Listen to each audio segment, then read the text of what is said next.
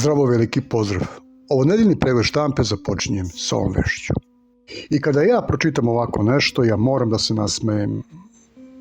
I to baš onako lepo, jer koliko puta će promeniti udaljenost sunca od zemlje, kao i samu veličinu sunca.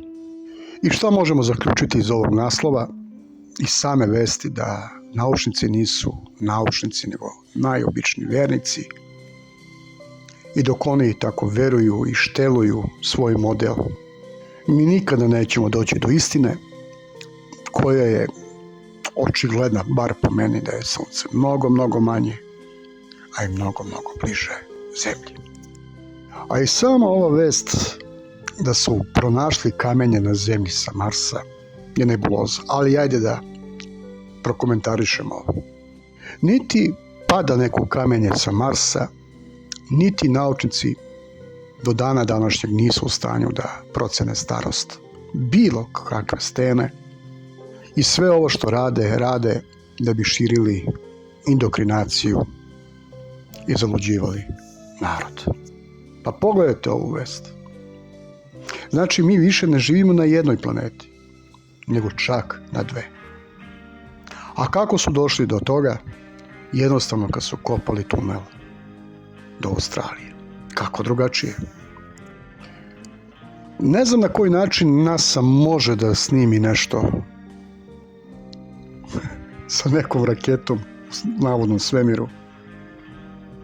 Jer možemo samo dobiti ovake fotografije koje su rađene na zemlji u Photoshopu.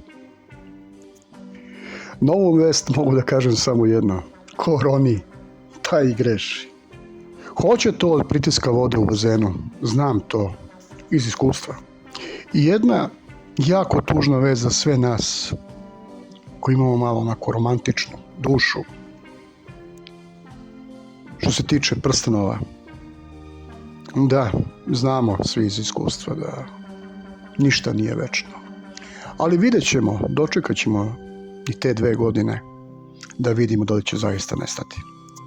A što se tiče prolaznosti života, evo ode nam još jedan Apollo glumac, čovjek koji je snimio ovu čuvenu fotografiju. I ne mogu da verujem da posle toliko dokaza da je ovo klasičan Photoshop, nama i dalje prodaju, pa moram reći ovo, muda za bubrege. I prosto mi je neverovatno da posle toliko saznanja koliko nas oni lažu, ljudi i dalje veruju da ove rakete idu u svemir kao i da su ljudi bili gore. Ovo je bilo sve za ovu nedelju, želim vam sve najbolje, prijatno.